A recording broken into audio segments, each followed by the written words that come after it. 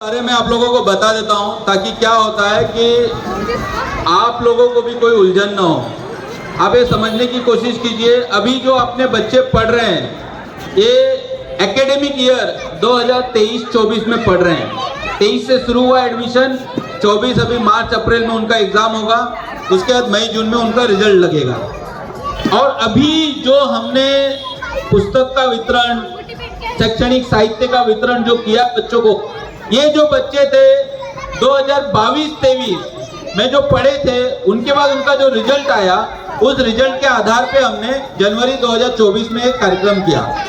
अब जो वर्तमान में जो बच्चे पढ़ रहे हैं 23-24, जब रिजल्ट आएगा तो हो सकता है कि 2024 खत्म होने से पहले सितंबर, अक्टूबर, नवंबर में संस्था के जो अन्य पदाधिकारी हैं ये सब मिलके बैठ के डिस्कस करेंगे, डिसाइड करेंगे, उसके बाद एक कार्यक्रम का नियोजन करेंगे। इसमें हमें क्या करना है, हमें ये बात ध्यान में रखना चाहिए कि राष्ट्र सेवक संचालित जो जामलेश्वर सेवा संघ विद्यार्थी गुण गौरव पुरस्कार ये जो कार्यक्रम कर रहा है, तो हमें अपने आसपास के लोगों से संपर्क में रहना है कि अब कब रिजल्ट जमा करना है। रिजल्ट जमा करने के बाद जो हमें पर्ची मिलती है, पर्ची को भी संभाल के रखना है, क्योंकि आप ये समझिए कि आपने रिजल्ट जमा किया, आपने पर्ची संभाल के नहीं रखी, फिर भी हम एक दूसरे को जानते हैं, इसलिए बिना पर्ची का भी आपको मिला, लेकिन जब ये संख्या बढ़ेगी तो बहुत मुश्किल हो जाता है इतने लोगों को कंट्रोल करना।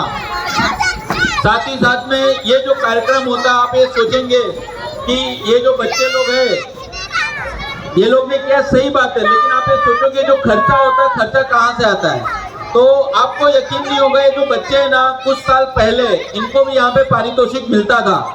पारितोषिक मिलने के बाद उनको लगा कि बहुत अच्छा काम हो रहा है, तो ये जब बड़े हो गए, बड़े होने के बाद काम पे भी लग गए, पैसे भी कमा रहे हैं, उसमें से थोड़ा अपना पॉकेट मनी बचा के ये पैसा हम लोग संस्था को देते हैं। जब संस्था को पैसा देते हैं तो पैसा जमा होता है, उन पैसे से हम लोग ये साहित्य लेते हैं और साहित्य लेके हम लोग आप लोगों तक वो वितरण करते हैं। तो शिक्षा से संबंधित ही क्यों, आपने बहुत सारे वक्ताओं को सुना, जैसे आर्मी से रिटायर अफसर भी आए हुए थे, सामाजिक कार्यकर्ता, कोई उद्यमी भी हमको बताए कि पढ़ाई का क्या महत्व है। और हम लोगों को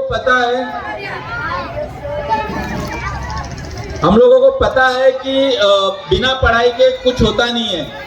कुछ नहीं, डॉक्टर बाबा साहब अम्बेडकर का यहाँ पे फोटो है, जिन्होंने भारत का संविधान लिखा। आपको क्या लगता है कि अगर वो पढ़े लिखे नहीं होते तो उनको मौका मिलता? नहीं मिलता। तो वो इतना पढ़े लिखे थे, इतना ज्ञानी थे कि उस टाइम पे उनको ये मौका मिला संविधान लिखने के लिए, तो संविधान लिखे। तो जो पहला जो मिनिमम एलिजिबिलिटी है, जैसे हम लोग सरकारी नौकरी के लिए भी कोशिश करते हैं, तो उसमें एलिजिबिलिटी होती है कि कम से कम 10वीं पढ़ा होना चाहिए, 12वीं पढ़ा होना चाहिए, 15वीं ग्रेजुएशन हो, MBA मास्टर किया हो, PhD किया हो या डिप्लोमा डिग्री। तो हमें ये जो एकेडमिक एजुकेशन है उसके बारे में ध्यान देना है। हो सकता है माँ बाप को उतना पता नहीं हो, बच्चों को उतना बता नहीं पा रहे, लेकिन एक बात अपने दिलो दिमाग में गांठ बांध ले कि बिना शिक्षा के आपका उद्धार हो नहीं सकता। तो शिक्षा ये सर्वोपरि है, उसको अंगीकृत करने का कार्य कीजिए। साथ ही साथ में मैं इस मंच के द्वारा कुछ महानुभावों का मैं नाम लेना चाहूंगा, जिनके बदौलत ये कार्यक्रम सक्सेस हुआ है, जिसमें आदरणीय श्री भालचंद्र जी सिरसाट जी हैं।